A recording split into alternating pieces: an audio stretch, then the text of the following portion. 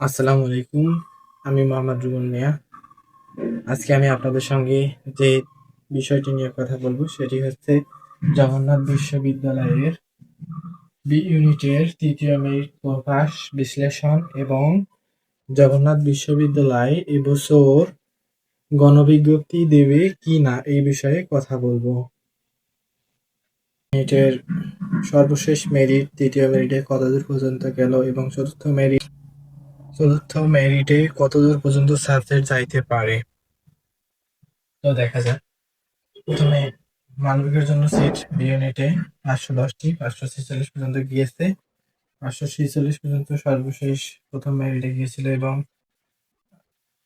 36 জন এখানে ক্লাস হয়েছে, অর্থাৎ প্রথম 36 জন সাবজেক্ট চয়েস যায়নি। দ্বিতীয়তে হচ্ছে 129 জন বিজ্ঞানের জন্য আসন আছে এবং এখানে 139 পর্যন্ত প্রথম মেরিটে সর্বশেষ সাবজেক্ট পেয়েছে এবং বিজ্ঞানের জন্য 76টি সিট বরাদ্দ, 76 এখানে সর্বশেষ 81 পর্যন্ত সাবজেক্ট পেয়েছে, অর্থাৎ এখানে 5 জন প্রথম এবং 5 জন চয়েস দেয়নি এবং এখানে পরে 10 জন চয়েস না দেওয়ার কারণে পরবর্তীতে তারা সুযোগ পেয়েছে।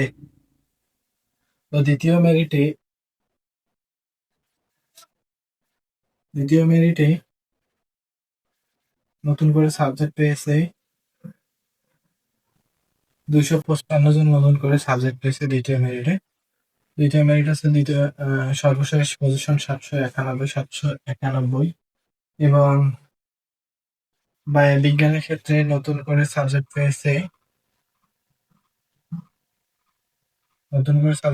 45 জন, নতুন করে 45 জন এবং বাণিজ্যের ক্ষেত্রে নতুন করে সাবজেক্ট পেয়েছিল দ্বিতীয় মেরিটে 16 জন, তৃতীয় মেরিটে 16 জন এবং বিজ্ঞানে মানবিকের তৃতীয় মেরিটে সর্বশেষ পজিশন 912 এবং নতুন করে সাবজেক্ট পেয়েছে 121 জন এবং বিজ্ঞানের ক্ষেত্রে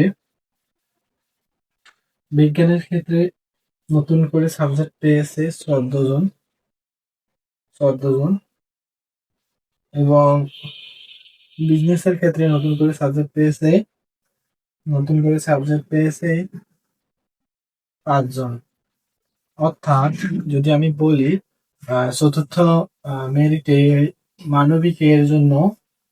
মানবিকের জন্য সিট থাকতে পারে হয়তো 50টি, সর্বশেষ দ্বিতীয় মেরিটে 50টি পর্যন্ত ফাঁকা সিট থাকতে পারে। তৃতীয় মেরিট যেহেতু প্রকাশ হয়েছে, তৃতীয় মেরিটে ভর্তি সম্পাদন হওয়ার পর 50টি আসন হয়তো ফাঁকা থাকতে পারে, অর্থাৎ পরবর্তীতে 50 যুক্ত হওয়ার পর 977 পর্যন্ত যাইতে পারে এবং বিজ্ঞানের ক্ষেত্রে হয়তো এটা 5 থেকে 10টা পর্যন্ত থাকবে। বিজ্ঞানের ক্ষেত্রে এখানে 5-10 যোগ হতে হয়তো এখানকার মেরিট হবে 205, সর্বশেষ চতুর্থ মেরিটে 205 এবং